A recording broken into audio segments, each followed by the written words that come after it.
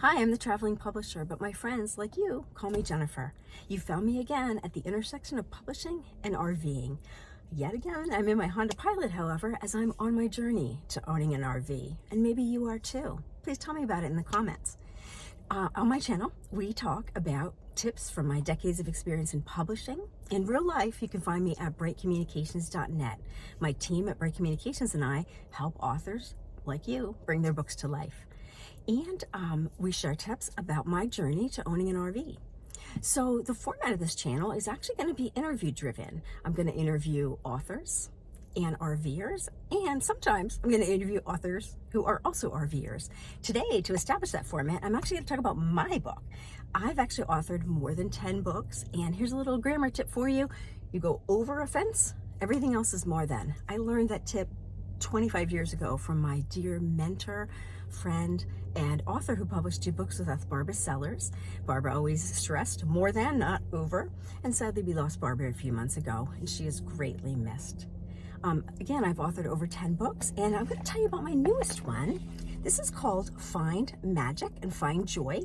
It is a coloring book, journal, and seek and find. What makes this book unique is that there's different pages for grown-ups to color and children. You can see the grown-up pages are more elaborate and the children's pages are simpler. On every grown-up page is a hidden garden gnome called Joy, like the Honda Pilot. On the children's book is a hidden kitten, and at the bottom of each page is a journal prompt. So how we're going to do these interviews is my authors will pre-select from a list of questions their top 3 to 5 questions. I'll then draw them at random from our fortune teller handbook here. So the first question I'm going to ask myself is, what was your biggest goal in publishing this book? Well, my biggest goal, interestingly, in publishing this book was when my boys, they're now teenagers, when they were little, we loved to color. I really loved to color with them. It was lovely, quiet, peaceful time with 2 rambunctious little boys. But one thing that chagrined me about coloring is their coloring books were so simple, and it took me like no time to color their coloring. And meanwhile, I was taking them 3 times as long. And so I thought, wouldn't it be fun if we had similar but different coloring pages to color? And so my goal was to provide that for grown-ups so that they could have a slightly different page to color than the little ones. So next question from the Fortune Teller's Handbook is, what type of publisher did you use and why? Well, excellent question. You might not know that publishing has evolved into a spectrum over the last number of years. On one side is what people think of often when they think of publishing. It's traditional publishing. It's the big boys and the fancy buildings and the fancy suits in New York primarily, who buy your book, create your book, publish your book, and then keep most of your profits. On the other end of the spectrum is self-publishing, and that arose because people were like, hey, I have the internet. I can figure this out. I can publish this myself. And can you? Of course. You're smart. You have the internet. Here you are. But it's hard. It's a lot of steps to publish a book, and you have a job and a family and a life, and you might not want to take all that time. So in the middle arose my company's type of publishing. We're the happy middle ground between traditional publishing and self-publishing. I call my company independent publishing. You might hear other companies call themselves custom publishing or service publishing. Authors hire us to publish a top quality professional book, every bit as good as it comes out of those fancy offices. And then my authors get 100% of their profits directly from our printer distributor, Ingram Spark, and Amazon. Nothing passes through my company.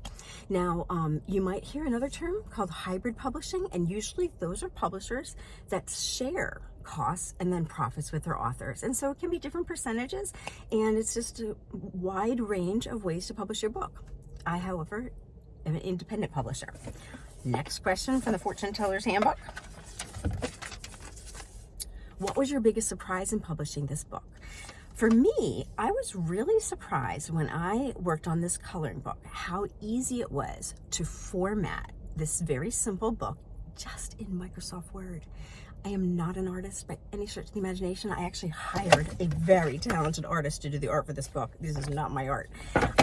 But even the designing, I was afraid was outside of my expertise. I have many talented graphic artists and book designers on my team. But for me, I wanted to do this myself. I wanted to learn.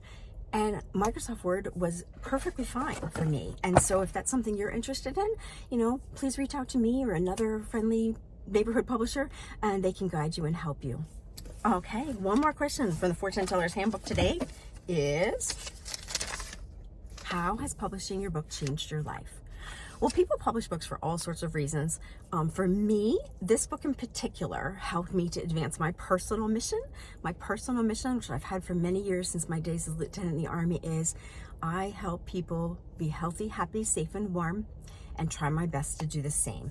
Now, this book, yes, I believe it does help people be healthy. It has journal prompts, it has information. Does it help them be safe? Well, in a way, they're at home coloring in a safe place.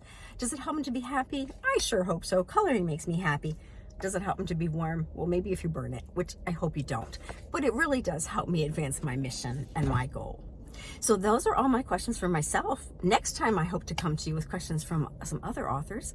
Now it's time, though, for tip time. So today's top publishing tip is, as you're writing, write about what you know, right? What do you know? What do you love? What are you passionate about? Those are the things that you're going to be interested in. It's going to make your heart sing to work on it, and it's going to make your heart sing to sell it and share it. So write about what you know, but with a caveat.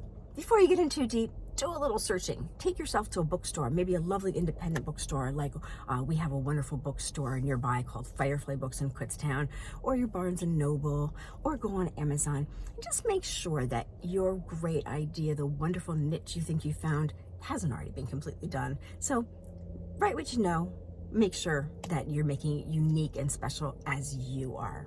Now, my top travel tip. Are you in the market for an RV like me? Are you dreaming about owning your RV? Well, I've been doing something really fun that kind of makes me feel like my dream is driving closer to me, and I recommend this to you too. Find a shelf, a drawer, a closet, and start to put things in it.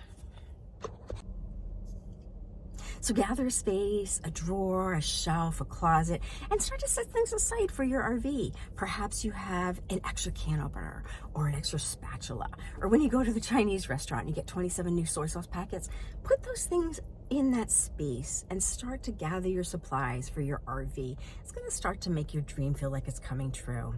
Well, that's all for today, friends. Thanks again for joining me. Please join me again here at the Traveling Publisher. Please like and subscribe. Help us grow our channel. If you have a question, please put it in the comments. I'd love to answer your questions.